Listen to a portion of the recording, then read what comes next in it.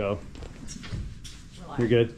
Starting the abdominal exam. So after I wash my hands, I will put my patient in a supine position. Go ahead and lie on your back for me. And I'll flex the knees and have his hands down by his sides.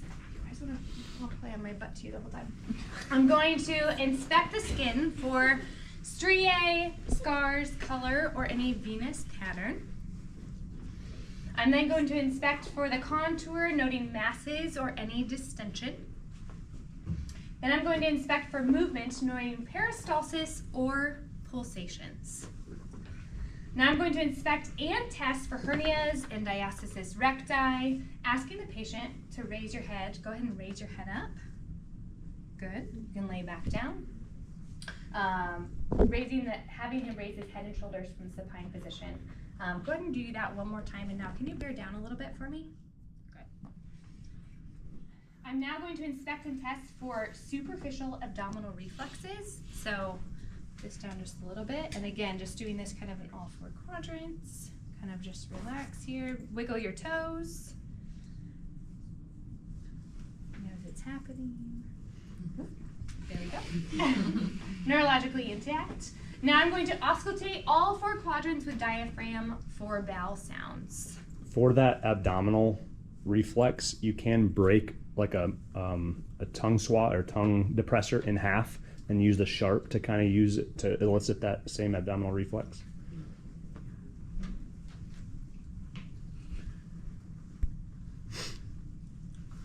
Listening for 5 minutes in each quadrant.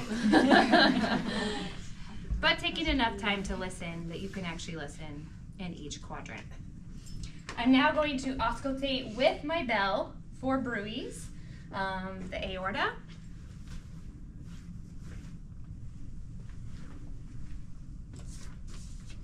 renal, here on both sides, the iliac, so you kind of go right here. And then for this purposes, femoral, I'll listen over the close.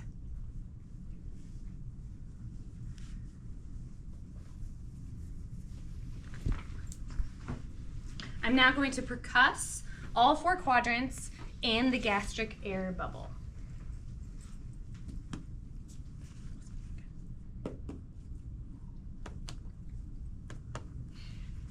Not doing very good percussing today.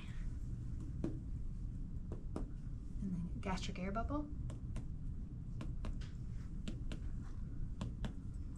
There we go. I'm now going to percuss. I'm going to mark and measure the liver borders at the midclavicular line. So I'll start below here. I'll find my costal margin. I'm going to go below.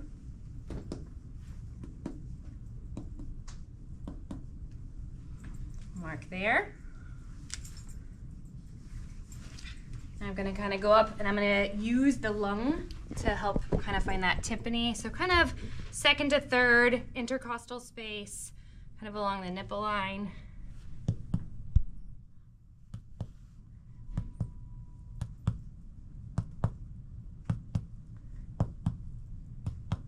Hear that? And I'll mark here. And then when I measure, it should be kind of 6 to 12 centimeters.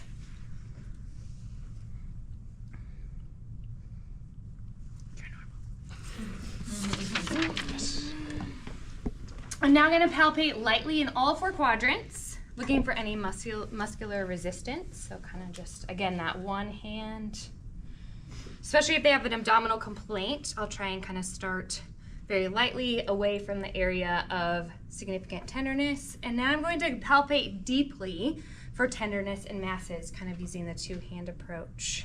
If you think about the four quadrants, and you can number them 1 through 3 and 4. The fourth quadrant that you'll always palpate is the one that they say they're having pain in, okay? So if 4 is the bottom right, start and end up there at the end. Or if it's the upper right quadrant, I would start on the left and go all the way around to end up there last, okay? But keep a good rhythm and a good flow, because you don't want to go here and bounce all over. Keep a good flow. I'm going to now palpate the liver border. So you can do it this way kind of using that parallel with that index finger, or you could do this way. Again, if you have really long fingernails, it's going to be uncomfortable for the patient, but kind of up under that costal margin right there. Again, feeling that. I'm now going to palpate the spleen using supine position only for this one. So I'm going to kind of hold up here under that kind of, and I'm going to use my right hand to palpate in on the spleen. What other physical exam did we do where we're displacing displacing the organ the opposite direction so we can feel it? Thyroid. Similar concept here as we're trying to move it so we can palpate it. I'm now going to palpate the kidneys using the ballottement technique. There's a really good video on that. So I'll be on this side and I'm pressing up and down at the same time. Again, kind of that rolling ballottement, and then you kind of feel the kidney maybe pop in there. Most normal exams you won't feel the kidney unless there is enlargement. Again, pulling up, kind of creating that ballottement again. Okay. I'm going to now palpate for the aortic pulsation, and so you can kind of use your index finger and your thumb, kind of feel right along here. I can feel it, but it's not bounding. And then palpate for moral pulses. Did we decide where over close is fine? Yeah. Yeah, just over the closes. Ideally, in the clinic, we would like to go under. Yep. I'm finally going to palpate the inguinal nodes bilaterally for any firmness and tenderness. So again, you may also do this over the close. You're feeling, again, prostate cancer malignancy, metastasis would go here. A patient with STIs, you may have some inguinal lymphadenopathy. So definitely those pathologies. The one thing I didn't talk about is if you palpate a lymph node right around the umbilicus, that is called a Sister Mary Joseph nodule, and that can be a sign of intra-abdominal malignancy as well. And so that would be another thing that you would need to look for. Okay, so now we're moving on to the special testing. And so this is what I'm going to test for rebound tenderness. Again, if you have really long nails, you may want to mine might actually be kind of long. So at a 90-degree angle, you're going to, let's say his pain initially is on right quadrant, so I'll start left quadrant, kind of push down at a 90 degrees. Again, firm and deep, and then kind of pop up. Again, firm, deep, pop up. Now we're going to palpate McBurney's point. Remember, find it between the ASIS, anterior superior iliac spine right here, umbilicus. It's 2/3 this way or 1/3 from the ASIS, and you'll find that. That is the point of tenderness for appendicitis. Pretty high specificity on that. You can see on the videos. And then I'll perform Ravsing sign. And so I'm going to palpate here if this is for kind of help specificity of appendicitis. So that would be on the right lower quadrant. I'm going to palpate on the left lower quadrant and see if it radiates to the right. Finally, I'm going to do the obturator test. And so this is where I put him kind of passively. I'm going to go in and out, moving that obturator muscle. Does that cause any abdominal pain when I do that?